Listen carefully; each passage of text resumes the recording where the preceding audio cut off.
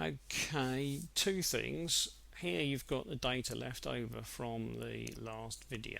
So if you watched my last video introducing remapping, you will have seen that that was on the screen at the time. The other thing, as I move into looking at the smoke map, is an apology because this video may well run and run and run. I'm going to try and keep it as brief as I can, but there's a slight problem with keeping this one brief, and that's simply because it's complicated. Right, okay, here we go. Smoke map. That's the actual map. There's the maximum that we had, 58. Right, now a brief comment that has no pictures, so there's nothing for me to point out apart from this map down here, is to do with stoichiometry or stoichiometry, which in English is the fuel-air ratio or the air-fuel ratio, whichever way around you want to put it. Petrol has a fuel-air ratio of pretty much 14.7 to 1. So one amount of fuel, so 1 gram of fuel, will need 14.7 grams of air to burn. It varies very, very slightly because petrol isn't an individual one chemical, it's a mix of different things. Now, if you make calculations or do experiments with diesel, you pretty much get the same answer. In other words, the value for diesel is pretty much the same as petrol. It usually comes out somewhere around about 14.6. Funnily enough, there's a 14.6 there. So in other words, for diesel, the value that lots of people would quote if they were scientists would be 14.6 to 1. So 1 gram of fuel, 14.6 grams of air. Now, because of the way diesel engines work, that number doesn't really apply, because instead of having a amount of fuel and then sucking in a reasonable amount of air and then burning it by igniting it with a spark plug, diesels don't do that, because a diesel can either suck in a reasonable amount of air, let's say a cylinder's worth, because there's no boost on it, so it sucks in a reasonable amount of air, but then the injector squirts in a preset amount of fuel. So obviously, if somebody is designing a file to do with the amount of fuel to be injected, they need to bear that in mind, don't they? They need to say to themselves, excuse me, I should only be injecting somewhere in the region of 1 gram of fuel per 14.6 grams of air, because that's the amount of fuel that's going to burn happily. Now, of course, they won't want to risk being too close to the exact correct point, because if things are not quite as efficient as they think they're going to be in the engine, what will happen is they will get black smoke coming out of the exhaust. And so the designers deliberately pick a figure which is slightly higher than 14.6. And so what you usually find when you look at these files is you find lots of values somewhere around about 15 or 16. And these figures are usually used by people who do mapping as a base value. So in other words, they're saying to themselves, if I use somewhere around about 15 or 16, I know that with no boost whatsoever, that will be a little bit more air than is required for 1 gram of fuel to burn. So I can inject 1 gram of fuel, and if I use a ratio of 1 to 15 or 1 to 16, and most people would probably go nearer 1 to 16 to be on the safe side, if I inject it at a ratio of 1 to 16, I'll be okay, the engine will run happily, and I won't get smoke coming out the back of the car.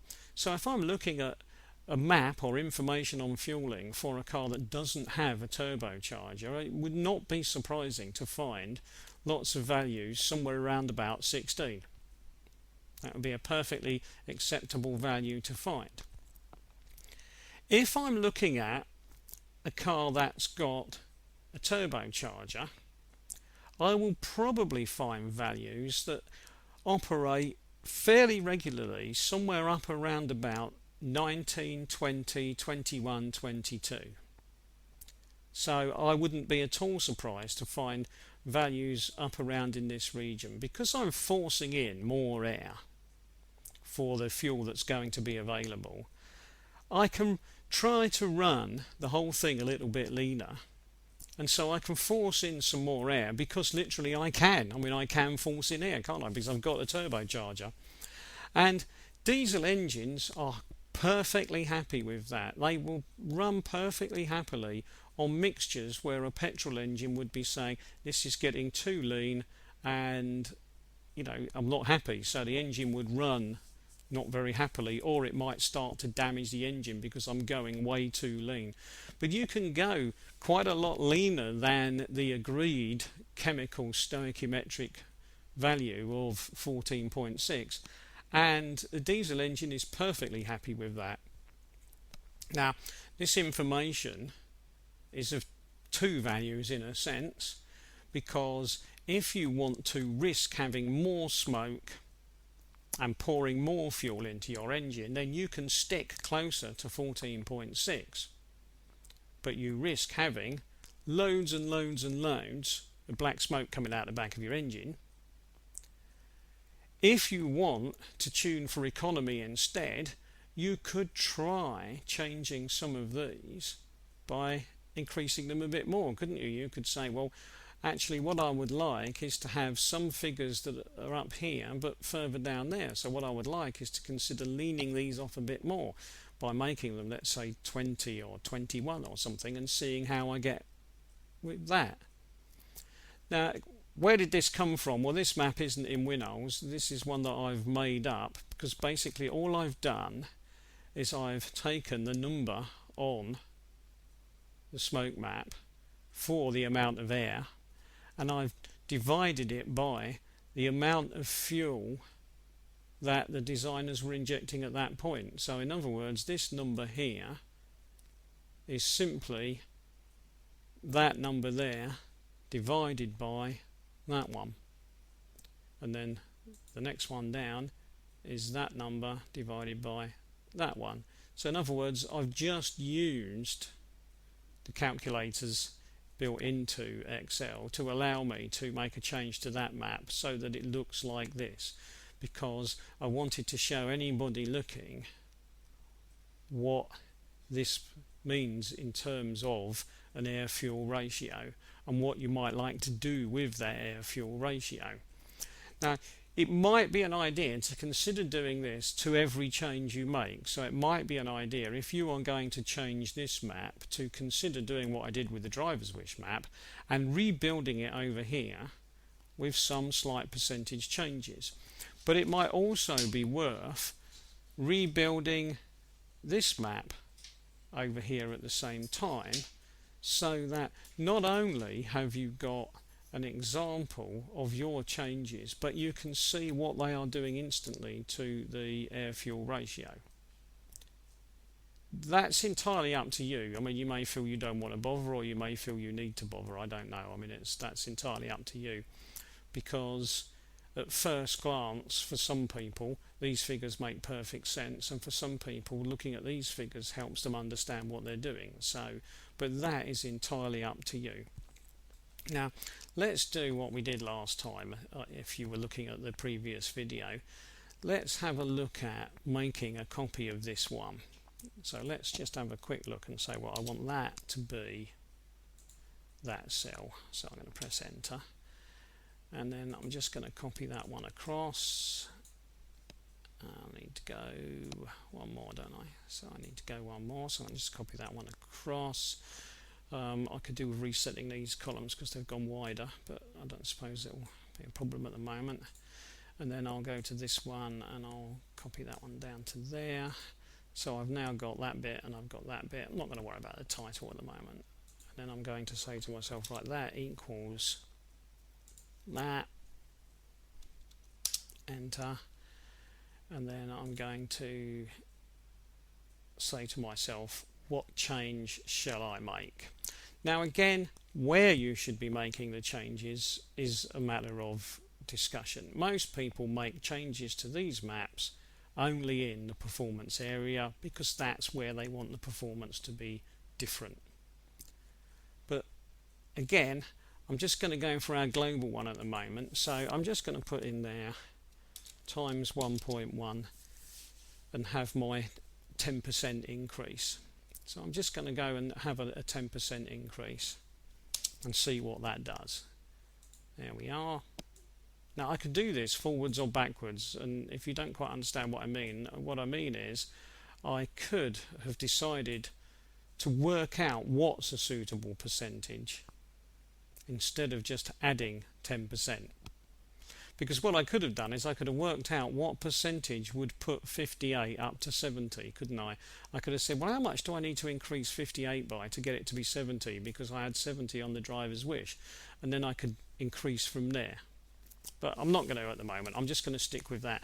Okay, so what I've got now is I've got a maximum of 63.8. So let's go back and do it again. Let's go back to there. Let's go 20% and see what we get. So that's gone up by 20%. I'll go down and have a look at the whole. Oh, hasn't gone all the way. I'll just do that again. Just going to go down. Right, that's gone 20%. I'm going to drag that across. Oh, well, that's pretty much given me my 70, hasn't it? I mean, if I increase by 20%, I end up at 69.6 and 69.4. I could live with that. So I've got figures closer to the maximum sorts of figures that I was thinking of. And now this column has got the sort of maximum figures that the previous column had. So this one has now got the sort of 58-ish numbers, but of course it's got some higher ones that were over here. Now the question in my mind is, should I have changed any of these over here? Should I have changed any at lower values? Now, this is again where it doesn't matter a great deal, because I can test that to make up my own mind. I can decide to load this data in to my ECU and test it as it is if I want, or I can decide to only load in the performance corner, as it were, and pick some of this over here and leave the rest as it was. And that's entirely up to me. Lots of people would recommend that you only upload and change the corner for the performance, which of course makes perfect sense, because then your economy will not be affected over here. Now, a word of warning, do not do this and then say to yourself, right, oh, I'll go and try that.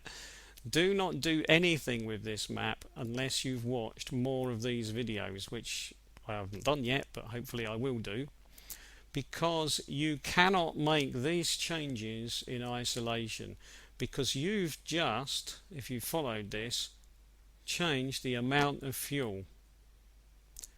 And you've changed the amount of fuel for the available amount of air up here. But where is the air coming from?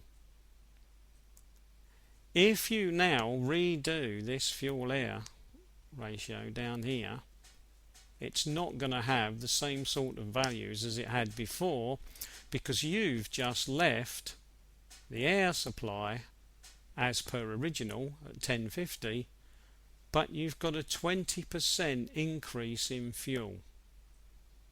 So these values are going to dramatically drop. So if you put this data straight into your map, load it up into the ECU and drive, you may well think, wow, this is great, I've got a huge improvement in performance. You may, but you may not. You may have very little increase in performance and massive amounts of black smoke pouring out the back of the exhaust. You will know very quickly by producing this map, and I'm not going to, because it's going to take time, and I don't want people to be completely and utterly bored to death of this. I mean, listening to me is bad enough. So I'm not going to waste time producing all of that on there to show you the figures. If you want to do this, do it yourself with your own version of Excel. But consider that before you do anything else. So do not just say, oh yeah, that'll do, stick it in and off I'll go. That's not a good idea, because the air needs changing, and the air will need changing via the boost map. And so that will be the next video. The next video will be, hey, I've got a 20% increase in fuel here, where's the air coming from? So that's going to be the next video.